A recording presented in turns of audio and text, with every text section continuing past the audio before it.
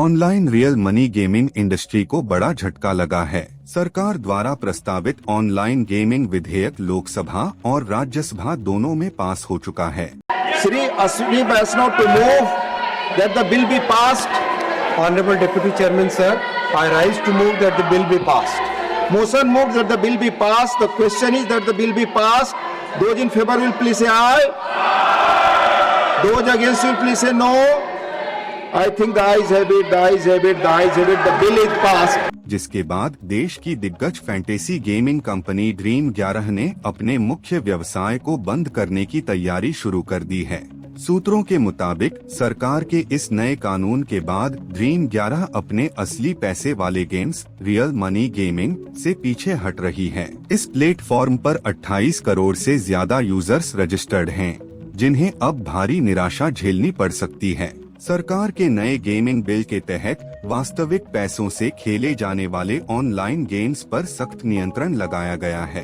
Bill का मकसद है जुए और सट्टेबाजी के नाम पर चल रहे डिजिटल प्लेटफॉर्म्स को कानूनी रूप से रोका जा सके। बिल में ऐसे सभी ऑनलाइन गेम्स पर प्रतिबंध की बात की गई है जिनमें पैसा दांव पर लगाया जाता है, चाहे वे स्किल बेस्ड हो या चांस बेस्ड। इसका सीधा असर ड्रीम 11 जैसे प्लेटफॉर्म्स पर पड़ा है, जो यूजर्स से एंट्री फीस लेकर फैंटेसी स्पोर्ट्स में भागीदारी कराते हैं।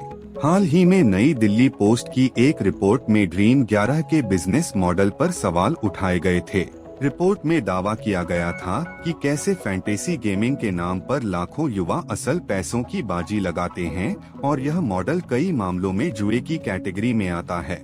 इसके बाद से सरकार ने कार्रवाई तेज कर दी और नया विधेयक लाकर इस क्षेत्र को रेगुलेट करने का फैसला किया।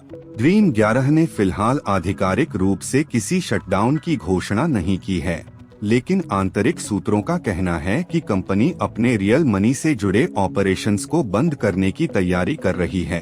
ड्रीम 11 के इस कदम से न सिर्फ इसके करोड़ों यूजर्स प्रभावित होंगे, बल्कि भारत की 30,000 रुपए करोड़ से ज्यादा की ऑनलाइन गेमिंग इंडस्ट्री को भी बड़ा झटका लग सकता है। विशेषज्ञों का मानना है कि यह कानून रियल मनी गेमिंग को जड़ से खत्म कर सकता है। हालांकि इससे गेमिंग एडिक्शन और वित्तीय नुकसान जैसे मामलों में जरूर सुधार होगा।